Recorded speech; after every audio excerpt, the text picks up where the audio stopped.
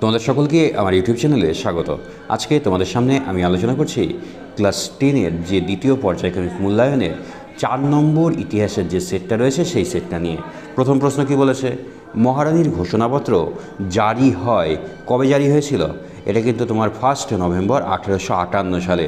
19 শতকে সভা সমিতির যুগ কে বলেছেন? ডক্টর অনিল শীল বলেছেন। জমিদার সভার সভাপতি কে ছিলেন? জমিদার সভার সভাপতি ছিলেন রাজা রাধাকান্ত দেব। ঠিক আছে। ইউএন রায় অ্যান্ড সন্স প্রতিষ্ঠিত হয় কবে? এটা কিন্তু তোমার 1895 সাল হবে। বাংলার গুটেনবার্গ কাকে বলে? চার্লস উইলকিন্সকে। শিবপুর বোটানিক্যাল গার্ডেন কবে স্থাপিত হয় বলো তো?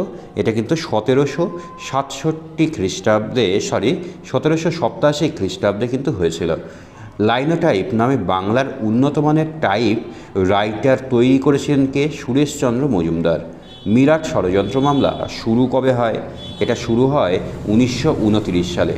সারা ভারত কৃষাণ সভার সম্পাদক কে ছিলেন? এটা ছিল এন.জি. রঙ্গ। একা আন্দোলনের অন্যতম নেতা কে ছিলেন? এটা কিন্তু তোমার মাদারি পাশি হবে। বিভাগ ক্ষয়ে দেখো মুজাফর আহমেদ কোনটা হয় বলো তো? Works and present party. ঠিক আছে। নীলরতন সরকার জড়িত ছিলেন জাতীয় সাবান ও ঔষধ কারখানার সঙ্গে।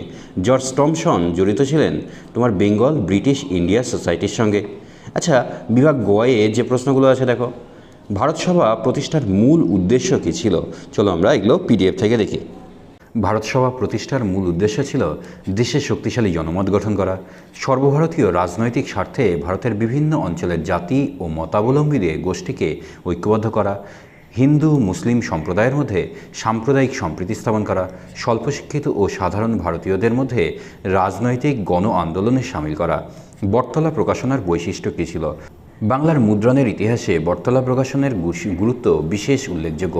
1817 খ্রিস্টাব্দ নাগাদ শোভাবাজারে এর সূত্রপাত ঘটলেও অচিরেই এটি কুমারটুলি, তারপরে আরোহীতলা, চোরবাগান, জোড়াসাঁকো প্রভৃতি অঞ্চলে বহু ছাপাখানার বই গড়ে ওঠে। 1840 থেকে 70 খ্রিস্টাব্দ পর্যন্ত সময়কালকেই সুকুমার সেন বটতলার ছাপাখানার স্বর্ণযুগ বলে অভিহিত করেছেন।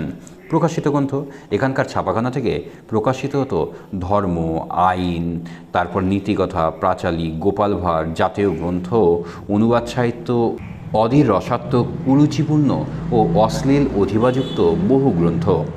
হ্যান্ডমেড পেপারের ব্যবহার ও স্বদেশি কারিগরির মুন্সিয়ানা ইত্যাদির জন্য বটতলা প্রকাশনার প্রকাশিত এই বইগুলোর দাম সস্তা হওয়ায় বিপুল চাহিদা বৃদ্ধি পায়।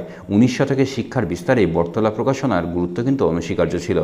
আচ্ছা, কী উদ্দেশ্যে জাতীয় শিক্ষা পরিষদ গঠিত হয়েছিল বলতো?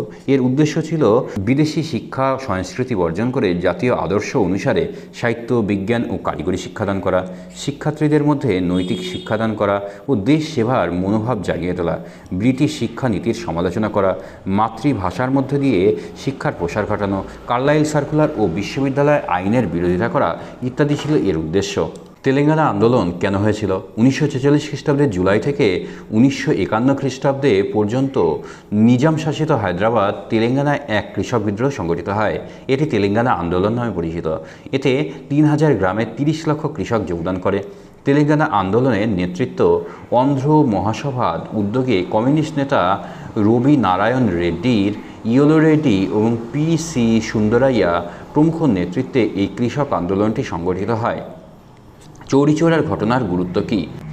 গান্ধীজির নেতৃত্বে অহিংস অসহযোগ আন্দোলন যখন তুঙ্গে, সেই সময় 1922 খ্রিস্টাব্দে উত্তরপ্রদেশের গোরক্ষপুর জেলার চৌরিচৌরা গ্রামে এক উত্তেজিত জনতা সেখানকার থানায় আগুন লাগিয়ে 22 জন পুলিশ কর্মচারীকে হত্যা করে। এই হিংসাত্মক ঘটনায় ক্ষুব্ধ হয়ে গান্ধীজি একতরফাভাবে অসহযোগ আন্দোলন প্রত্যাহার করে নেয় এবং ইংরেজরা গান্ধীজিকে গ্রেপ্তার করে জেলে পাঠিয়ে দেয়।